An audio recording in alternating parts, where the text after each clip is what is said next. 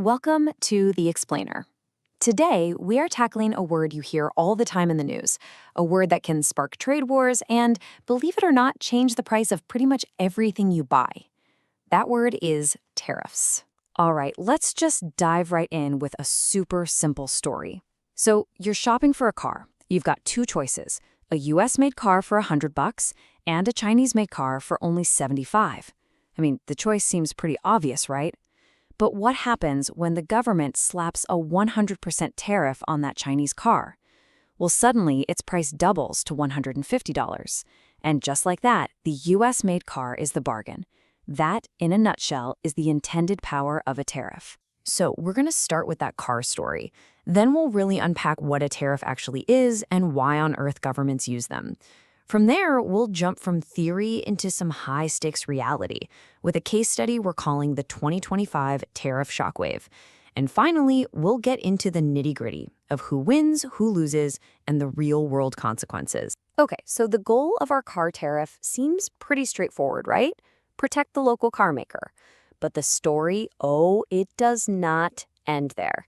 A single tariff can set off this massive chain reaction. But is it the one the government was actually hoping for? You see, that first tariff, it's just the first tiny ripple in a big pond. At first, the effects might look great. More people are buying US cars, and hey, maybe that Chinese company even opens a factory in the US, creating American jobs. But then, the other ripples spread out. China is almost certainly going to retaliate, which hurts American companies trying to sell their stuff over there. And back home? Well, with less competition, what's to stop that US car maker from jacking up its prices?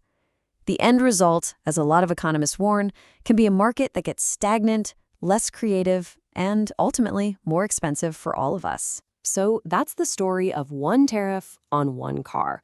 But what exactly is a tariff when we zoom out and look at the bigger picture? A tariff, sometimes called a customs duty, is really just a tax on stuff coming into a country. Simple enough. But here is the single most misunderstood part about them. That tax, it isn't paid by the foreign country. Nope.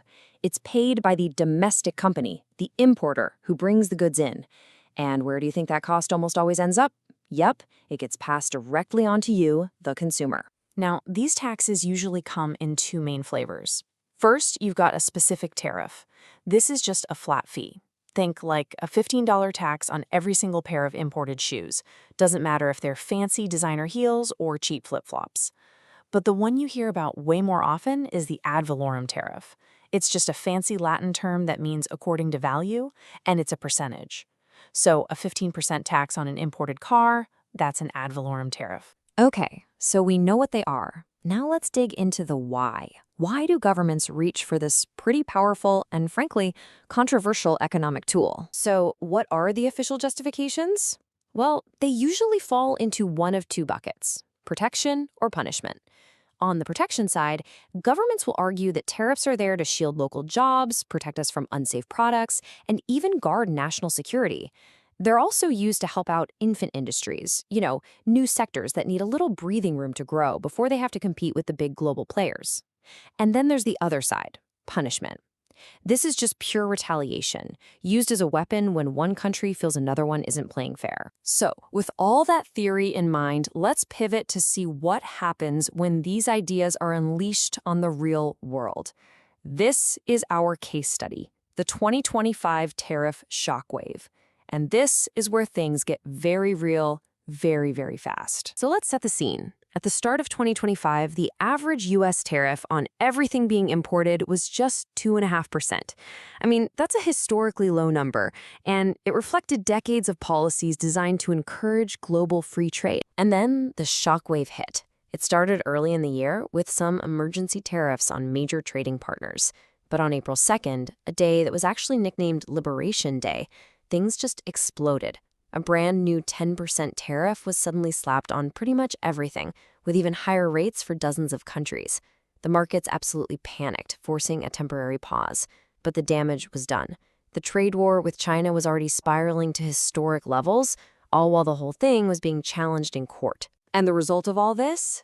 In just a few months, the average U.S. tariff rate just skyrocketed from that quiet 2.5% to a staggering 27%. That's more than a tenfold increase. It was a level nobody had seen in over a century. So, who actually wins and who loses when a policy like this is unleashed on the global economy? Let's break it down. Generally speaking, tariffs create a pretty clear divide. The winners? Well, they tend to be domestic producers. Their local industries get a shield from foreign competition, and the government gets to collect all that new tax revenue. And the losers? Well, that's us, the consumers. We face higher prices for everything, and so do the businesses we buy from, because all the imported parts and materials they use suddenly get way more expensive. It's why tariffs are almost always called a pro-producer, anti-consumer policy. But, the impact goes way beyond just one country's economy.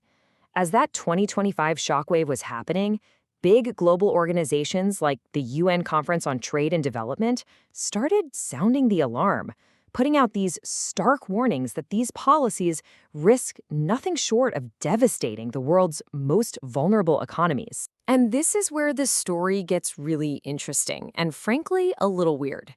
Look at the proposed rates for countries like Madagascar and Lesotho. We're talking nearly 50%. Now, you'd think they must be huge contributors to the U.S. trade deficit to get hit that hard, right? Wrong. Together, they account for less than 0.1% of it. So the tariffs would do almost nothing to fix the deficit, but they could absolutely cripple these small, developing economies. Let's zoom in on a specific country, India, to really see the scale of this. Entire industries, gems, clothing, machinery, we're talking tens of billions of dollars in exports, were suddenly facing a potential 50% tariff. For them, this wasn't some abstract economic policy. Experts were warning this could literally wipe out half of their exports to the U.S. basically overnight. And here's why. These new tariffs often get stacked right on top of existing ones. So all of a sudden, the total tax on something like Indian knitted clothing soared to nearly 64%. For woven clothing, over 60%. These are not just numbers on a chart. For countless small businesses, a tax that high is an extinction-level event. It just completely prices them out of the market. All of this really just highlights this fundamental tension. The pull between a single nation wanting to protect its own interests and the stability of the global system that we all depend on. It really leaves us with a final critical question to chew on. In a world as connected as ours, at what point does trying to protect your own economy risk breaking the entire global system?